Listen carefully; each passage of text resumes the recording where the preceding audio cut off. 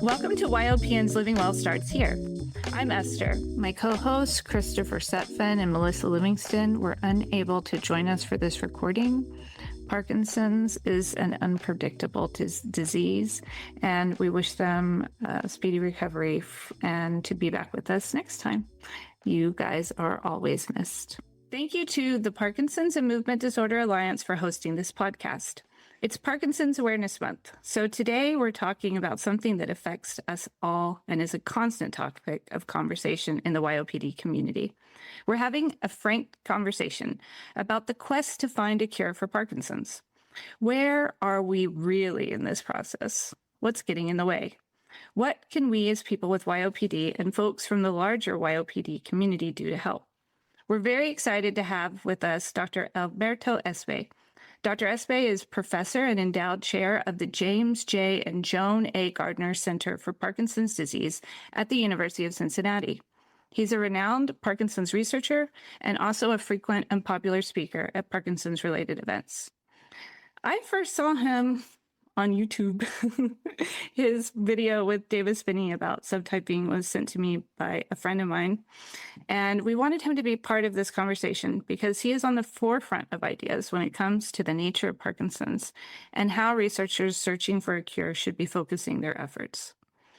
Welcome, Dr. Espay. Thank you very much, Esther. It's wonderful to be with you, and beautiful in this venue too, because I know that we've been trying to connect, and I'm happy we finally are making it happen. So you know that original video that you discussed about subtyping was something that I posted and was shared a lot within the community because you said something that I had never heard before. Well, you said a lot of things I'd never heard before, but one of them was so refreshing, and that was your statement saying that we have to admit what we don't know in order to make progress. So realistically, how far away from a cure are we today? I should start by probably going after the very question you pose. We, and this is going to be provocative, should avoid asking that question because it is the wrong question. And if you have the wrong question, of course you can have any kind of answers, but I'm not trying to minimize the importance of the word cure, but I'm trying to ensure that it sits in the part of history where it should sit. So cure is when you have a disease that's defined, that's understood, that is a clear condition, that everyone with the same diagnosis has the same thing. That isn't Parkinson's. So if we ask the question, when is Parkinson's going to be cured, is assuming that Parkinson's is one disease. And we know it isn't. The YOPD community knows it isn't. And every member of the community know that they have each variations of the theme. Collectively, that theme is what we refer to as Parkinson's. But it's not a disease. It is a syndrome. Syndromes cannot be cured. Cannot be cured. Cancer is a syndrome, cannot be cured. But look at the progress in cures, plural, made in cancers, right? Breast cancer is not a bad disease of the breast. It's many diseases. 75% of all breast cancers fall into 20 different classes, molecularly speaking, of breast cancer, each of which has a cure potentially. But what is going to be the cure of one type of breast cancer in one particular individual will be irrelevant or potentially harmful to the other kind. So I want to make sure that we, and this is probably the best I can say in terms of what can we do? We can start changing the question from what is it going to take for cures, plural, to happen. But there will never be a cure because what's going to cure your kind of Parkinson's, Esther, might be relevant to 98% of everyone else with Parkinson's. And so I hope that's, and so that I meant to be provocative only because I think in the past, if you ask anyone like me When, how far are we from the cure? We all have estimates. Oh, we're 5 years away from it. Oh, we're 10 years away from it. Yeah, we can come up with an estimate. And of course, nobody's going to double check us in 5 or 10 years to say, hey, 5 years ago you said, right? So, well, but things have changed and so forth. So I think that we, if nothing else, we need to start moving away from the idea that there will be a cure. There will be many cures, and all cures are not going to come in an equal way, and it'll going to preferentially affect people who might have a particular biology about which we may today have therapies, but otherwise not to be thought of as potentially curing everyone. Does that make sense? It makes a lot of sense. And it's clearly, those of us with YOPD in particular, we feel and we see the differences, when we're around people with older onset. I co-run an in-person support group, and it's pretty much all older people with Parkinson's. And we have, guest speakers. And I think it was actually Dr. Espay that came and talked to our group, and she was talking about off time. And somebody raised their hand and said, "What's off time?" And I'm like, I think if you don't know, if you ask that question, you don't have off time. Like, not in the same way that I have off time, because my whole day is managing that. And so I mean, I love that the people with, the older onset tend to have less motor fluctuations and more regularity with their medication. I'm like, oh, you're taking 25-100 3 times a day for the last 5 years? That must be nice. Good for you. We're happy for you, but I don't think this is the same animal, Exactly. And I the previous interview we did with Dr. Savica, he said the same thing. And so I've learned over the years, speaking to so many of you, that things that we think are controversial or shocking or unknown in the patient community are actually commonly accepted in your community. So I'm trying to sort of bridge that gap of exactly what you said but when you say there is not going to be a cure, as a person with the disease, it all kind of becomes like, where's the hope then, right? Absolutely. And that's why I say cure is plural, because the hope is in recognizing that it is not going to be a magic bullet. There's nothing that can be in that category. Now, I have to say there is an exception to what I just said if you modify the definition of cure. So cure is to eliminate the cause of a particular disease, and therefore you're free of the disease, right? There are not that many examples of cures in neurology in general. But if you define cure as somewhat different, that you have a disease that will never, ever have you and that will never progress, that to me is a practical definition of a cure.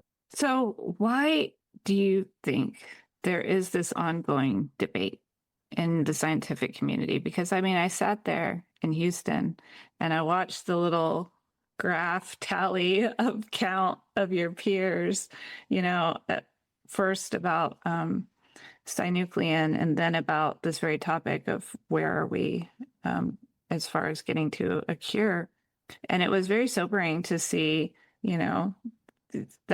that side of that, is obviously you're not the representative of the amyloid debate, but yeah, I mean, it is a rigorous debate, but clearly it's not the predominant viewpoint. So why do you think that is?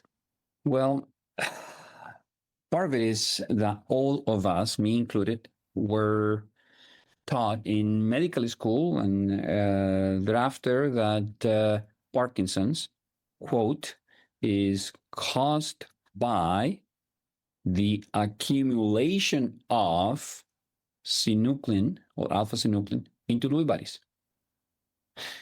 That's it.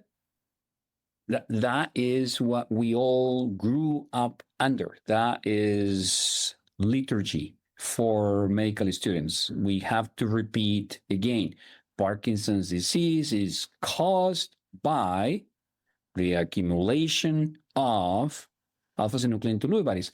So if you make that a statement, and it's the first statement in textbooks of medicine related to Parkinson's, then that dictates everything you do, think, dream about, and therefore you cannot conceive of a world view in which part of the solution, if not the entire solution, depends on how we can eliminate synuclein, downgrade synuclein, reduce synuclein, prevent disaggregation, anything against synuclein, right? Because it's caused by it. And unfortunately, I think it's easier, more convenient, and at the end, more practical to remain attached to the same concept. Also, and I hate to say this, it is where the money is. That is where the money is. If we want to stay in business, we would have to continue doing trials that are directly or indirectly inspired by the idea that synuclein is a bad thing. So therapies that somehow, directly or indirectly, reduce synuclein in some way or another is thought to be protective, is thought to be disease modifying. And of course, we hit ourselves against the wall time and again, but we blame the molecules. We don't blame the idea. We say, oh, well, this molecule didn't work. We need to try another one, and we need to try another one, and so forth. So it's both a combination, just in a short answer now to your question, of both the indoctrination we've all undergone as we became doctors, and particularly Parkinson's doctors, as well as the massive investment made in the status quo. This in science is the equivalent of too big to fail. We have put so much money into this, we cannot imagine turning the ship around and looking elsewhere. This is it. This is our major boat. This is where all the investment is ever going to be. And so that's those are the two. So one is cultural and the other one is financial. So what can we as people in the YOPD community realistically do to help make sure research dollars are spent on research that isn't duplicitous and actually moves us towards progress?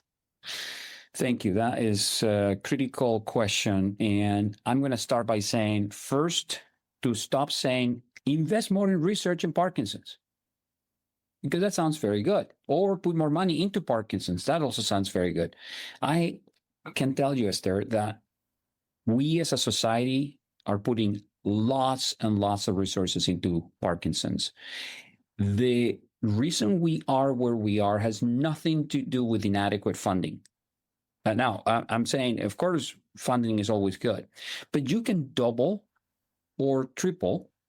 Heck, you can quadruple the investment into Parkinson's. You can go to Congress and get our government to double, triple, or quadruple the investment into Parkinson's, and we won't be able to show much for it if we're putting the money into the same ideas, because money doesn't turn bad ideas into good ones. So you can just flush more money into it. So the first thing is to sort of move out of this idea that what we need is more money, more research, more people participating in research. All of that sound at some level very logical. Oh my gosh, yes. If we have more money, more research, and more people participating in research, we'll get to the cure. Right? That's what we've been saying to ourselves. No, we won't. We won't get that way. Money is good, but what the YOPD community and Parkinson's community at large need to do is to live as if we mean it when we say not two people are alike. If not two people are alike, we cannot then in the next sentence say, and we're hoping for the cure. I'm sorry, how could that be? Those two things are cognitively dissonant. If we say everybody's different, we cannot then say there will be a cure for everyone. We cannot say let's do more research into Parkinson's cure, right? So now I'm saying something that it's not going to resonate much when I communicate with my colleagues, because we are living, unfortunately, a bit of an echo chamber. We just listen to what we want to listen to. But the YOPD community is the reason we're here. I'm not here somehow being cared by my Parkinson's patients. I am a servant of my patients. But in my own community of doctors, I have very little leverage. Now, my patients, and this is a major motivation to be talking with you, Esther, is that you have a lot more power over changes because the constituency we work for is the Parkinson's community, people with Parkinson's. That is the people we work for. It's not the other way around. It's not the other way around. So I'm a servant of the people. I chose to be a servant for people with Parkinson's. And I don't expect people with Parkinson's to serve me. Now, if I'm thinking about the whole idea from a dollars and cents perspective, and I'm chasing the money, then I want to keep on doing the same, because that is where the money is. But the community can say, well, a minute, where are we putting this money into? And I think that is the power that people with Parkinson's have that people like me don't, is to say, where are we investing? It's not like you're just giving us too little money. There's very little. It's not about more money. It's about where is the money allocated to. And what I want people with Parkinson's to start doing is rebelling against participating in trials that have nothing to offer them other than hope. And realistically, at best, not harming them, but at worst, providing them with a way to be harmed. And so that's why I cannot do those studies. Fortunately, I work for an institution that allows me to decline these kinds of trials, despite the fact that I'm also declining a source of income for the institution. I started hearing a term when I really got into this space a lot, which people would describe various studies or papers as elegant. Yes. Like elegant ideas. And every time I hear that, it infuriates me, because trust and believe this is not an elegant disease whatsoever. It is a very ugly condition. And the one question that I always think and I get from the community is, how is any of this helping us? It is not. It isn't. The most important work the YOPD community can do is to shake things up, and it won't be pretty. It just can't be, because it's going to, for all of us, be more comfortable to remain doing what we've been doing. I am a Libra, and by the way, I don't do yesterday. Was it yesterday or the day before? Pink moon with Libra rising, I think. Oh, exactly. That's why we're doing this precisely today. But I mentioned this to you not necessarily because I'm into the horoscope much at all, but I do recognize that a Libran character in me is very powerful. The idea of harmony, of balancing, of getting along. I don't like fighting. I don't thrive in fighting, and yet I have been thrust in this position in which it feels as if I am a fighter, or I have had to become a fighter, and I don't want that. And it feels also as if I've created a political party. And no, I don't want to create a political party or anything of the sort. I want to say that our patients deserve from us to be detached from beliefs, because beliefs by definition are resistant to evidence. You believe in God, you don't need evidence for or against God. If you believe in God, then that's it. That's what you believe in. So ideas in science are not to be believed. Ideas in science are to be understood and determine if they are false, because if they are false, it doesn't matter how beautiful they are or how elegant they are. They won't work. They won't work. So I almost feel like in every body of reviews for grants and for studies and for just investment into Parkinson's, why OPD people need to be involved and asking the question, why would this work in me, for instance, or in a number of people that I know, and maybe not in others, right? I mean, ask questions that are hard. And more importantly, ask the question, what would it take for this study to demonstrate that the high hypothesis on which it is inspired is false, right? There has to be a path for falsification. There has to be. And that's actually the most important. What about this experiment? That's okay to move into this, but what would falsify it? And that's missing.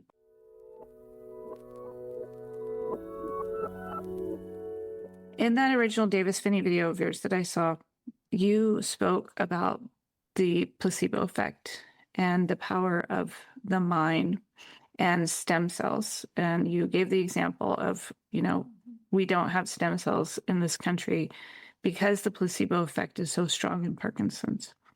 And I always have it's a double-edged sword with me in the placebo effect, because I feel it, I've experienced it, I've had it with certain medications.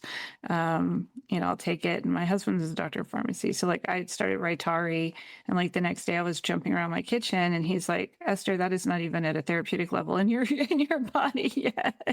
That is not what, but it made me realize how powerful the mind is. I mean, you really can placebo yourself into all kinds of things with Parkinson's. My issue with it is this misunderstanding in the community, and the propensity for us to, want to believe things, and not want to speak out about what is in fact placebo effect.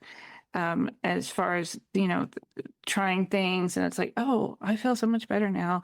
And then that's kind of where it drops off. And I never have seen anybody really explain it as well as you have, as to, why that's true and important, but also, having more to do with the science of our brain, not just as like some kind of holistic wellness approach to Parkinson's, and why perhaps we don't have more research on it.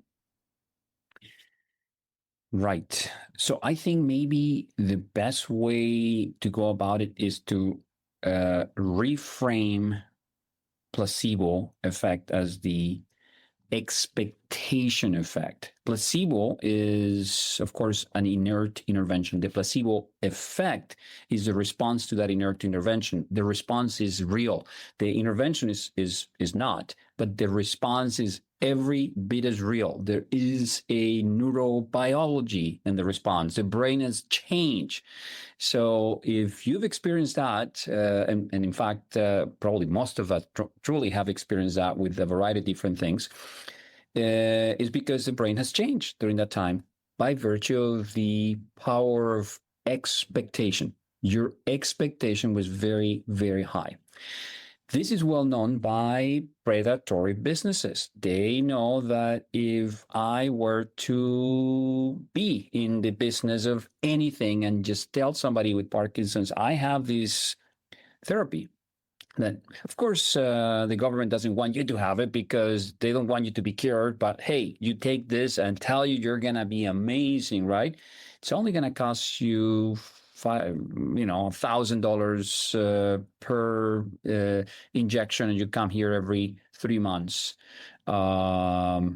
It's actually conveniently the duration of the placebo effect in intervention studies, right? So this is very clear. So of course you are going to unpocket $1,000, and because you did that, nobody did it for you. You got your back thinner by $1,000. You believe now. You say, oh, this is going to work. Look, it's so expensive. It will work, and it does. The mechanism is unclear, but one of the mechanisms of the placebo effect is the dopamine generation. There is dopamine created, and of course, in Parkinson's, dopamine makes people do even better. So if you're making extra dopamine because you are expecting a response, you get the response. So placebo effect is best thought of as the expectation of efficacy. You have a high expectation of efficacy, you respond to it. And that's why, to me, is critical, viewed in a positive way. We want to harness that effect. And if calling it placebo effect sounds trivializing it, or sounds like you're diminishing or blowing it off, then we need to rebrand it. And that's why I'm saying expectation effect, or the the power of heightened expectations, because ultimately it is what happens if you believe that you're taking anything and is that you're thinking that you're on cure. Well, you are being cured. So we want to harness that power greatly. We just don't want to have to do it through deception. We don't have to do it through saying, well, but if you get me $1,000, I promise you'll get better. Yeah, I don't, that we want to keep that part. But